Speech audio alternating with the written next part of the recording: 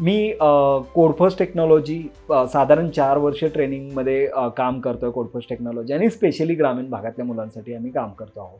आत्तापर्यंत 500+ success stories आहेत आमच्या, जे मल्टिपल MNCमध्ये काम करतात. त्या प्रत्येक स्टोरी हळूहळू तुमच्या पुढे येतील. बरेच सारे व्हिडिओज आम्ही त्यांचे करतो आहोत, पॉडकास्ट त्यांचे करतो आहोत. सो ग्रामीण भागातल्या मुलांमध्ये स्पेशली आत्ता ज्यावेळेस आम्ही कोविडमध्ये ट्रेनिंग घ्यायचो त्यावेळेस बरेचसे नॉन टेक्निकल मुलं जे आहेत ती नॉन टेक्निकल मुलं IT मध्ये मूव्ह झाली. आत्ता रिसेंटली 2025मध्ये जर तुम्ही विचार केला तर IT मध्ये जॉब लागण्याचे चान्सेस थोडेसे कमी झाले. पण याचा अर्थ हा नाही आहे की जॉब नाही येत आहे. जॉब बरेच सारे आहेत, पण स्किल्ड पर्सनसाठी जॉब आहे.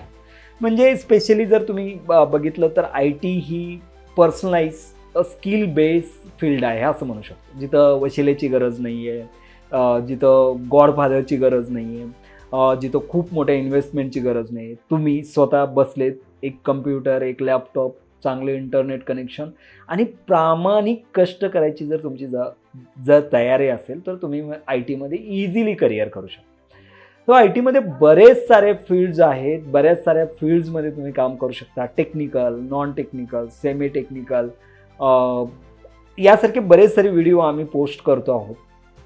सो मला असं वाटतं की ग्रामीण भागातल्या मुलांच्या बाबतीतचा काही गोष्टी कमी पडतात. त्याच्यामध्ये स्पेशली नेटवर्किंग हा एक पार्ट आहे.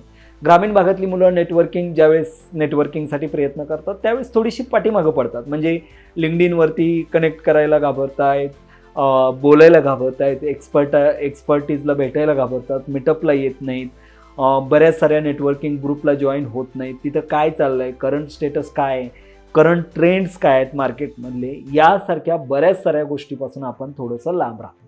इथंच शहरातली मुलं पुढे जातात आणि जॉब ग्रॅब करण्याचे चान्सेस जे असतात ते त्यांचे चान्सेस जास्तीत जास्त असतात.